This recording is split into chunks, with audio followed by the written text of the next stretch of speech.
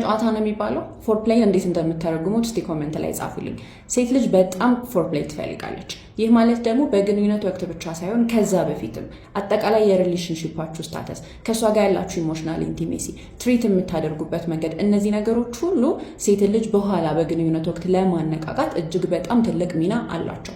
በግንኙነት ወቅትም ደግሞ ቀጥታ ወደ ገደለው ከመግባት በፊት ፎርፕሌይ የሚባል ነገር አለ። ቀድማችሁ ማድረግ ያለባችሁ ነገሮች አሉ ማለት ነው። ባሎቻችሁን ለማስደሰት ስትሉ ኦርጋዝም ፌክ የምታደርጉ ሴቶች እረፉ።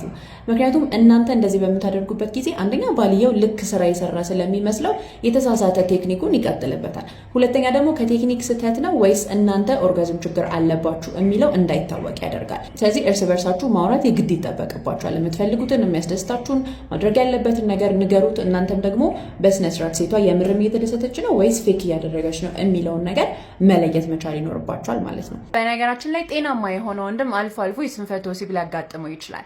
እነዚህ ግን ችግር ናቸው መታከም አለባቸው ማለት አይደለም። ችግር የሚሆነው መቼ ነው? አንድ ሁለት ጊዜ ልክ እንደዚህ አይነት ነገር ሲፈጠር ቀጣይ ግንኙነት ላይም በጣም በመጨናነቅ ምክንያት ድጋሚ ነገርየው እንዲከሰት ታደርጉትና ተደጋጋሚ እንደዚህ አይነት ችግር ማየት ትጀምራላችሁ ማለት ነው። ስለዚህ አልፎ አልፎ በሚፈጠሩ እንደዚህ አይነት ነገሮች መደናገጥ የለባችሁ ማለት ነው። ነገር ግን ከ6 ወር በላይ የሚቆዩ ከሆነና አብዛኛው ግንኙነት ህይወታችሁ ላይ እነዚህ ችግሮች የሚታዩ ከሆነ መታከም ይኖርባችኋል። ሴት ልጅ እርካታ ደረጃ ማድረስ ውስብስብ የሆነ ነገር አይደለም። አብዛኛው ወንዶች ቢሮ ይገቡና ብልቴን አስረዝሚልኝ፣ ቀጥ አድርጊልኝ፣ ግትር ብሎ እንዲቆም አድርጊልኝ፣ ውፍረቱን ጨምሪልኝ፣ ለረጅም ጊዜ እንዲቆይ አድርጊልኝ ይባላል። እነዚህ ነገሮች የወንድ ልጅ እርካታ በጣም የሚወስኑ ነገሮች ናቸው፣ ግን የሴት ልጅን እርካታ የሚወስኑ አይደሉም። 85% የሚሆኑት ሴቶች የብልት መገናኘት አይፈልጉም። እርካታ ደረጃ ለመድረስ በእጅ ብቻ እርካታ ደረጃ ሊደርሱ የሚችሉ ናቸው። ባለቤት 85% ውስጥ ናት ወይስ አይደለችም የሚባለውን ነገር ደግሞ በልምምድ ቀስ ብለህ የምታውቀው ነገር ነው የሚሆነው። ግንኙነት ደግሞ ሁለቱም ናቸው እርካታ መድረስ ያለባቸው። ስለዚህ ባለቤትህን በፈለግከው መንገድ እርካታ ደረጃ አድርሰሃል። የአንተ እርካታ ደግሞ የሚወሰነው ብልት ግትር ብሎ መቆሙ ላይ እና ሰዓትህን ጠብቀ መጨረስ ነው። ሳትፈልገው ቀድመ የምትጨርስ ከሆነ ወይም ከምትፈልገው ሰዓት በላይ በጣም እየቆየ የምትጨርስ ከሆነ፣ ብልትህ ልፍስስ ሆኖ የሚቆም ከሆነ ወይም መሀል ላይ ግንኙነት ከጀመርክ በኋላ መልሶ የሚልፈሰፈስ ከሆነ፣ በተለይ ደግሞ ጠዋት ምንም አይነት የመቆም ምልክት ከሌለበት የቶሎ መጨረስ፣ የዘግይቶ መጨረስ፣ የብልት አለመቆም ችግር ሊኖርብህ ይችላል። እነዚህ ነገሮች ሆርሞን ላይ፣ ደም ስር ላይ፣ ነርቭ ላይ፣ ጡንቻ ላይ ያሉ ችግሮች ሊኖሩ ይችላሉ። መታከም ትችላለህ። አጀማመሬ ጥሩ ነው፣ ነገር ግን ቶሎ ይልፈሰፈሳል። እንዲህ አይነት ነገሮችን ከብልት አለመቆም ችግሮች ውስጥ እንከተዋለን። አካላዊም ስነ ልቦናዊም ሊሆን ይችላል። ይህንን የምንለይበት ትልቁ ነገር ግን ጠዋት ላይ የብልት መቆም አለ ወይ ነው። ጠዋት ያ ነገር ካለ ከስነ ልቦና ጋር የተያያዘ ሊሆን ይችላል። ጠዋትም የብልት አለመቆሙ ካለ ግን አካላዊ የመሆን እድሉ ከፍተኛ ነው። ነገር ግን ቀስ እያለ እየባሰ የሚመጣ ከሆነና ምንም አይነት ከመጨናነቅ ጋር ከመፍራት ጋር የማያያዝ ነገር ከሆነ ስቲል እሱም አካላዊ ሊሆን ስለሚችል መታየት ይኖርበታል። የመጀመሪያ ዙር ልክ እንደጨረሳችሁ እንቅልፍ ይላችኋል። ልክ የዘር ፈሳሽ እንደፈሰሰ የሚለቀቁ ሁለት ሆርሞኖች አሉ፣ ፕሮላክቲን እና ኦክሲቶሲን የሚባሉ ሆርሞኖች። እነዚህ ሆርሞኖች 3 ነገር ያደርጋሉ። አንደኛ ስትረሳችሁ ዝቅ እንዲል ያደርጋል። ሁለተኛ እንቅልፍ እንዲላችሁ ያደርጋል። ሶስተኛ ደግሞ የእርካታ ወይም የሳቲስፋክሽን ስሜት ይሰጣችኋል ማለት ነው። ይህ ነገር ግን ለረጅም ጊዜ አይቆይም። ሆርሞኖቹ ሲለቀቁ ብልታችሁ ይልፈሰፈሳል።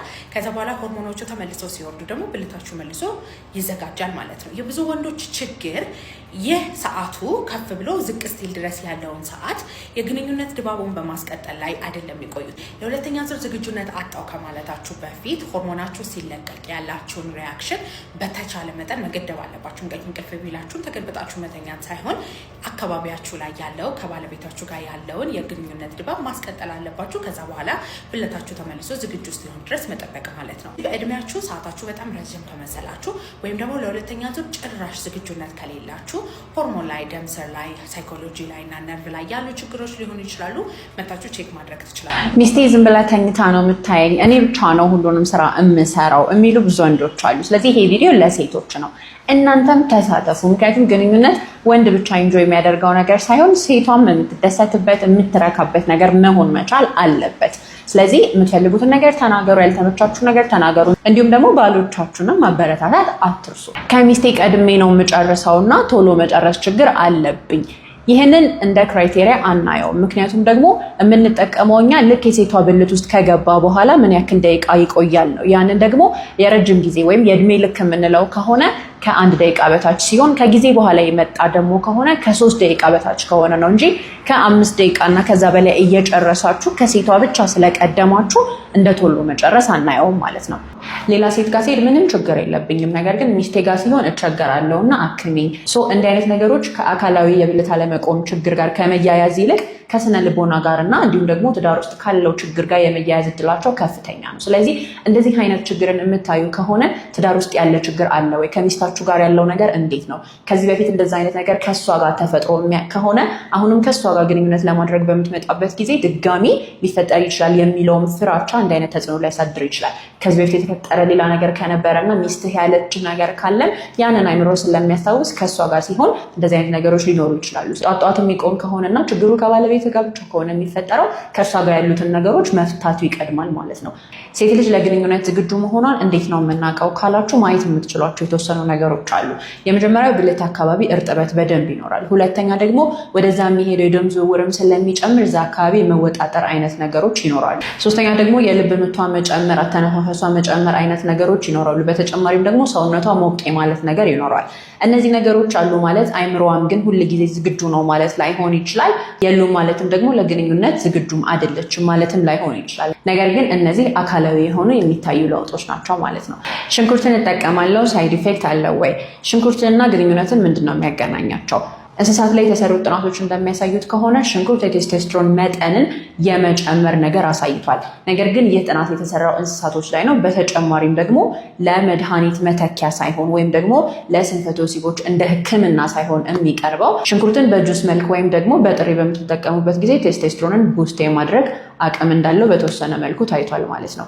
ሳይድ ኢፌክት ካልን ደግሞ በጣም አብዝታችሁ የምትጠቀሙት ከሆነ ጨጓራን የማስቆጣት አይነት ነገር ሊኖረው ይችላል። መጥፎ የአፍ ጠረንን ሊያመጣ ይችላል። ደግሞ ከሌሎች መድኃኒቶች ጋርም ሊጋጭ ይችላል። ገና የሴቷ ብልት ውስጥ ሳልገባ ነው የምጨርሰው፣ መሳሳም ላይ ያለን እየተቃቀፍን እያለ በዛ ሰዓት ነው የዘር ፈሳሽ የሚፈሰው ለምትሉ ወንዶች እንደዚህ አይነት ነገር በሚፈጠርበት ጊዜ ከፍተኛ ደረጃ ላይ ያለ ቶሎ መጨረስ እንለዋለን። ይህን ለማለት ግን ነገሩ ከ6 ወር በላይ መቆየት አለበት። አብዛኛው ግንኙነት ላይ እንደዛ መፈጠር አለበት። ሪሌሽንሺፓችሁ ላይ ችግር መፍጠር አለበት። በተጨማሪ ደግሞ ሁለተኛ ዙር ላይም እንደ አይነት ነገሮች ማጋጠም መቻል አለባቸው። በዛ ጊዜ መታችሁ ሕክምና ማግኘት ትችላላችሁ። የግንኙነት ፊልሞችን ማየትን የምታበዙ ከሆነ ሴጋ መምታትን ትጀምራላችሁ። ሴጋ መምታት ደግሞ በደንብ የምታዘወትሩት ሁል ጊዜ የምታደርጉት በደንብ እንቅ አድርጋችሁ የምታደርጉት አይነት ነገር ከሆነ የስንፈተ ቶችን ያስከትልባቸዋል። ከነዚህ መካከል አንደኛው ቶሎ መጨረስ ነው። ቶሎ መጨረስን የሚያመጣባቸው መንገዶች ደግሞ የመጀመሪያው ብዙ ጊዜ እንደዚህ የሚያደርጉ ሰዎች ተደብቀው ስለሆነ የሚያደርጉት ሰው እንዳይመጣብኝ በሚል ስለሚቸኩሉ አይምሯቸውን ኮንዲሽን ያደርጉታል። ስለዚህ ከዛ በኋላ ለሚኖራችሁ ግንኙነትም አይምሯችሁ ቶሎ መጨረስን እንዲለማመድ ታደርጉታላችሁ። እዚህ ድርጊቶችን ራሳችሁን ባታስለምዱ ጥሩ ነው። ይህንን ቪዲዮ እያፈራችሁም እየተሳቀቃችሁም ቢሆን እዩት፣ ምክንያቱም በጣም ይጠቅማችኋል። አብዛኛው ወንዶች ባለቤቴን ማርካት አልቻልኩም ሲሉ የሚረሱት አንድ ነገር አለ። 18% የሚሆኑት ሴቶች ብቻ ናቸው ፔኔትሬቲቭ ግንኙነት በምንለው ወይም በተለምዶ መልኩ በሚደረገው ግንኙነት የሚረኩት። ስለዚህ እስከ 80% የሚሆኑት በዛ መንገድ አይደሰቱም ማለት ነው። ታዲያ ምንድነው ማድረግ ያለባችሁ? ክሊቶራል ስቲሙሌሽን የምንለውን በውጭ በመነካካት እንዲሁም ደግሞ ግንኙነት በምታደርጉበት ጊዜ ፖዚሽኖችን በመቀየር ገባ ወጣ ከማለት ይልቅ ወደፊትና ወደኋላ የሚደረጉ እንቅስቃሴዎች ሮኪንግ የምንለው እነዚህ ክሊቶሪስን ስቲሙሌት የማድረግ ብቃት ስላላቸው ሴቷ ቶሎ እንድትረካ የማድረግ እድል ይኖራቸዋል ማለት ነው። 4 አይነት የቶሎ መጨረስ አይነቶች አሉ። የመጀመሪያው የእድሜ ልክ የምንለው ነው፣ ከ1 ደቂቃ በታች የሚሆን ከሆነ። ሁለተኛው ደግሞ ከጊዜ በኋላ የመጣ እሱም ደግሞ ከ3 ደቂቃ በታች።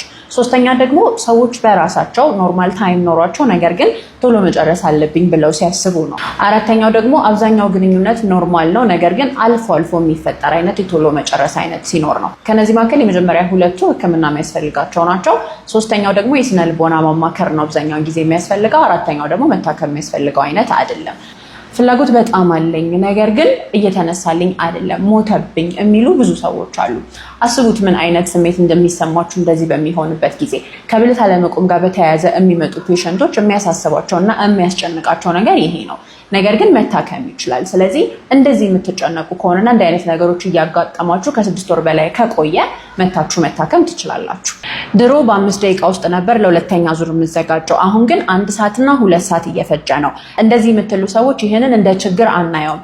ሪፍራክተሪ ፔሪድ የምንለው ከ5 እስከ 15 ደቂቃ ተነስቶ እስከ 24 ሰዓት ድረስ ሊፈጅ ይችላል። ስለዚህ በዛ ጊዜ ውስጥ ከሆነ ለሁለተኛ ዙር የምትዘጋጁት እንደ ችግር አናየውም። ነገር ግን ከዛ በላይ የሚፈጅ ከሆነ ያን ጊዜ መታከም ይኖርበታል። ወንድ ልጅን ከዚህ እስከዚህ ድረስ ያለውን ርዝመት አይተን የብልት መጠኑን ማወቅ እንችላለን የሚሉ አይነት ወሬዎችን ሰምታችሁ ሊሆን ይችላል። ጥናቶች ተደርገው ነበረ። ይህ እጅ ብቻ ሳይሆን የተለያዩ የሰውነት ክፍሎችን በመጠቀም ሰዎች ከዛ ጋር ፕሮፖርሽናል ነው የሚሉ አይነት ወሬዎችን ያወራሉ። ነገር ግን በተደረገው ጥናት ላይ እንደሚያሳየው ከሆነ ይህ ነገር ሁል ጊዜ ልክ ሆኖ የሚገኝ ነገር አይደለም። አንዳንዶቹ ላይ ልክ ሊሆን ይችላል፣ አንዳንዶቹ ላይ ደግሞ ልክ አይደለም። ስለዚህ እነዚህ አሳማኝ የሆኑ እንደዚህ አይነት ነገሮችን የምንገምትባቸው መንገዶች አይደሉም ማለት ነው። ማወፈሪያ አላችሁ ወይ ማስረዘሚያ አላችሁ ወይ የሚል ጥያቄ ሳንጠየቅ የሚያልፍበት ቀን የለም። አብዛኛው እንደዚህ የሚሉ ወንዶች ኖርማል የብልት መጠን ይዘው ነው የሚጨነቁት። ስለዚህ ግትር ብሎ ከቆመ በኋላ ከ13 ሴንቲሜትር እስከ 14 ሴንቲሜትር ከሆነ አቨሬጅ የምንለው ሳይዝ ነው።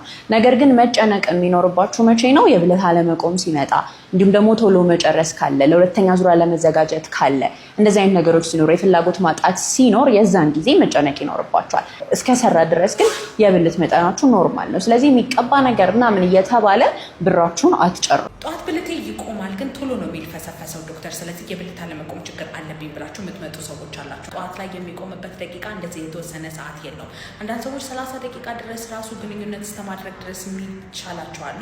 አንዳንድ ሰዎች ደግሞ ተነስተው ዲስትራክተር ሲሆኑ ስልካቸውን አንስተው ወደ ሽንት ቤት ምናምን ሲሄዱ ተመልሶ የሚልፈሰፈስ ነገር ነው። ጠዋት ብልታችሁ ሲቆም ካያችሁት በቂ የሚባል አይነት ደግሞ ጥንካሬ ካለው ጠዋት ብልታችሁ ይቆማል ብለን ልንዝላችሁ ይችላል። ይሄ ነገር ደግሞ በሳምንት ከ3 እስከ 5 ድረስ ከሆነ ጥሩ ነው ማለት ነው። ግን ጠዋት ላይ በጭራሽ የማይቆም ከሆነ ወይም ደግሞ ሲቆም ልፍስፍስ ከሆነ በተለይ ደግሞ ግንኙነት ላይ መሀል ላይ መልፈስፈስ ወይም ጭራሽ ጥንካሬ የሌለው አይነት አቋቋም የሚቆም ከሆነ የዛኔ የብልት አለመቆም ችግር አለባችሁ ማለት እንችላለን። ማለትም ጡንቻ ላይ፣ ደም ስር ላይ፣ ሆርሞን ላይ፣ ነርቭ ላይ ያሉ ችግሮች ሊኖሩ ይችላሉ። መታችሁ መታከም ትችላላችሁ። ስለ ኳስ አስባለሁ ቶሎ ላለመጨረስ ስል እንደዚህ አይነት ነገሮች ስለሌላ ነገር ማሰብ፣ ስለ ስራ ማሰብ፣ ቀን ስለተፈጠረ ነገር ማሰብ ወይም ባጭሩ ራሳችንን ዲስትራክት ማድረግ ቶሎ ላለመጨረስ የሚመከር ነገር ነው ወይ?